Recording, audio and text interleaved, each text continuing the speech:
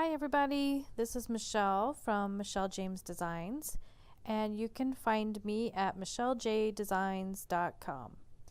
So today I want to go over some very beginning aspects and the tools that you'll find in Photoshop Elements 15. So when you open up your document, if it comes into quick mode, switch it over to expert mode. Click on this one because that's what we want to use, or that's what I like to use anyway. So that's how we're gonna learn.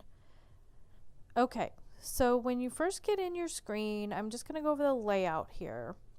On the left hand side is all your tools that you'll be using, and today I'm gonna just go over some of the basic tools, or the not really basic, but the ones I use the most, let's just say that. Across the top you have your menu bar, and this does different things. We're not going to go over much of that today, just a little bit in the filing to open a new document. Over to the right we have our layers palette and different things you can click on down here, like effects or filters or styles. I 99% of the time keep this on the layers palette because that's what you need to be seen most of the time. And then across the bottom we have our photo bin here, and then you can turn that on and off, and the undo, which I use a lot, and redo and things like that. Okay, then we have our basic space in the middle, which is where you do all your work. Okay, so for the purpose of showing you some of these tools and to show you how to open a new document, I'm going to start a new document. We're just going to open up like an 8.5 by 11, like a sheet of paper. So we're going to start with File, New, and then Blank File. And then I already have it set on width for 8.5, sorry, and then height for 11. Everything's in inches. If you wanted to do pixels, you could do that, but we're going to stick with inches today. We're going to use RGB color, 300 point resolution, and we're going to stick it on, have a white background. And then we're going to hit OK. Now this comes up in the corner, but you can grab onto this top bar and pull it and move it into the center. Just hold your mouse button down while you do that, while you drag it. You can go over to the sides and get the little arrows and pull this bigger so you can see it better. And then we can zoom in and zoom out. Oops, we're going bigger.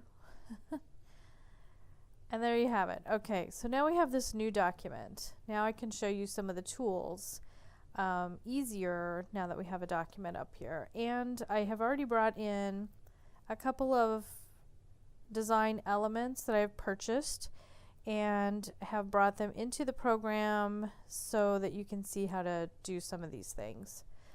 Okay, so starting with our tools here, this is the zoom tool that we used already. And then the one that you're probably going to use a lot, or no, you will use it a lot, is the move tool. So when you're on the move tool, let's open our photo bin and bring in this moon. So we're going to click and drag him to the paper. They always come into the middle, and the move tool is selected and it gives you the box around the moon.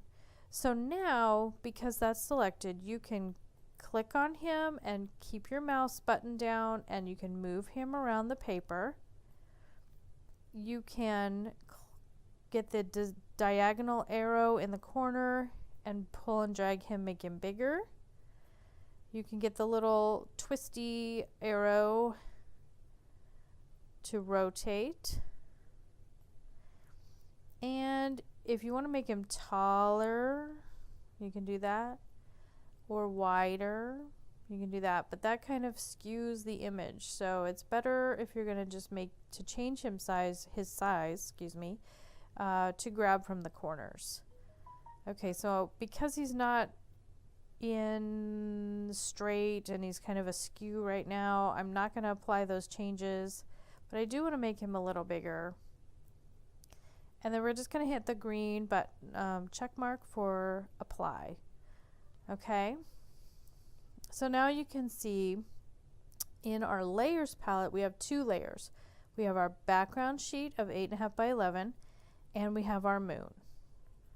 So if you click outside of the moon onto the paper, then the handlebars go away. If you decide I want to change him again, you can either click on him or you can click on that layer, and that brings the box back, and then you can make some changes. Okay, another tool that I really like is the magic wand tool. Now this one is nice if you bring in some sort of element, a photo or something that an image, and it has a white background and you want to get rid of that background. The magic tool, let's see if I can do it here.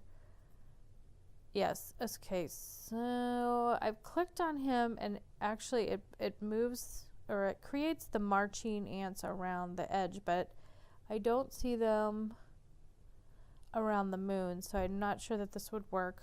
So I'm going to escape to get rid of those. Well, if you can escape, or you can do Control D to get rid of the little marching ants, but that's the tool you would use to get rid of a background if you had an image and you just wanted the focal point of that image and not the white background or any background. Okay, so the next tool I'm going to go over that I use a lot is the brush tool. The brush tool can add in some lines, circles, different things like polka dots. You can make the size of the brush. Okay, you can change the look of the brush and the size of the brush in this little area down here. When you click on a tool, all the details of that tool come up down in the bottom of the screen. So when we were on the move tool, we had some different things. Now that we're on the brush tool, we have the size of the brush and the brush type and things like that.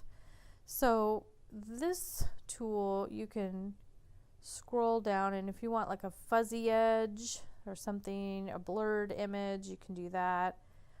A smaller, or one that will give you a nice crisp edge. Then you can change the size. If I make this bigger, you can see this getting larger, but you can also see the circle on the screen getting larger. Another way to change the size is to use your bracket keys.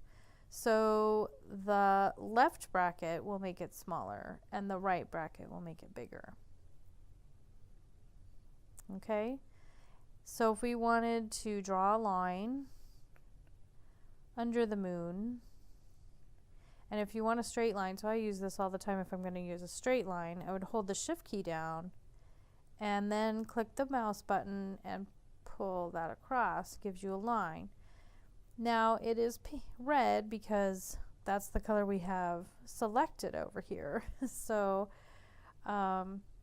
let's say we want to change that color. We're gonna use a different tool. We are going to use the paint bucket tool. Okay, and we have, oh, you know what I did? You wouldn't do this normally. I'm not going to change it now, but I accidentally put this line on the background. In reality, I would start a new layer. Actually, what I'm going to do, I'm going to go back to the background, and I'm going to erase that line so you can see how I do that. So I'm going to click on the eraser. I'm going to make it bigger. I could just hit undo until it's gone, but I'll show you the eraser tool. So I've got this large, this really large eraser. I'm going to click down and then I'm just going to get rid of it. Okay, so that's the eraser tool, so I got to show you that. So we've created a new layer here. If you're on the background and that's selected in your layers panel, and then you click the new layer to create a new layer, it will always go above the layer that you have selected. Okay, so right there we have a new layer. We want to click on that one. Now we can draw our line again. So we want to go back to the paintbrush tool or the brush tool.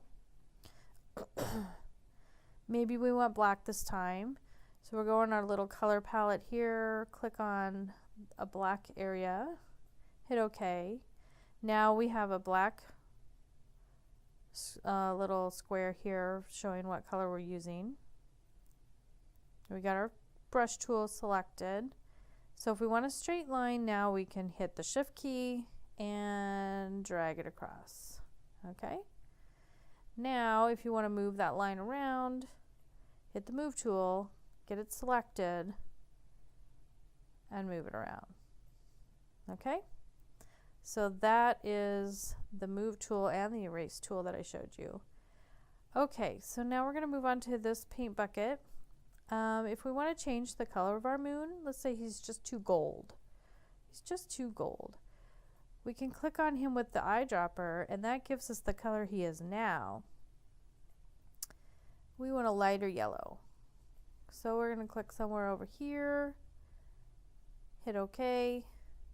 Now we're going to make sure the moon is selected on our layers palette.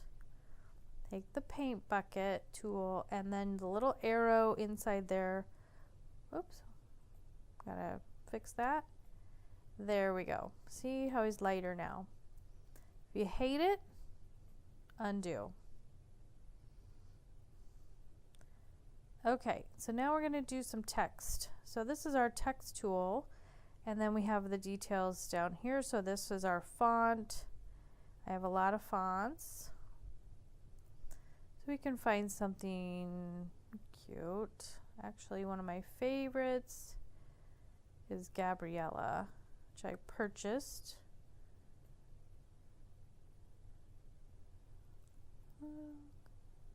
Sorry, I have a lot. There it is. Okay, so I want black text, so I'm going to click on the black, and then you can click over to your document and you have your text going, and you can just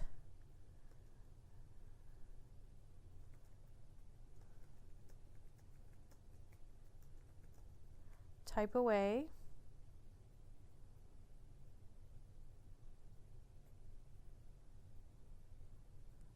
Okay, now let's just say we want this line to be below that. We'll click on our select tool, but we want to select the line. So you can click over here in the layers palette, or you can click on the line. And then you can move the line around. Okay. So that's the text tool for text. And if you click on the text tool and click on your text, and then you have the line underneath it and you get this plus sign, you can then move your text around like that. And then the last tool that I want to go over today is the crop tool. So I just want the moon back again. I'm just going to crop around him. And there he is. But then if I decide I just don't want that anymore, I'm just going to undo, and you have it back. Now in the layers palette you can move things around as well. So if we wanted the text to be over the moon, a little bit like this, I don't know why we would do that, but let's just, for the purpose of this tutorial, you can put him, you can make sure the text is on top over the layer of the moon. If you decide you want text below the moon, you can either move this down till you get the double line, And now see how it's underneath the moon? And or if you want it back, you can right click and bring to front, and then it brings it back to the front, and it also moves it up in the layers palette. So that's just kind of a basic overview of the design space and some of the tools and the layers palette for you. So I hope you enjoyed it, and I hope that you learned something, and if so, please keep coming back. Thank you.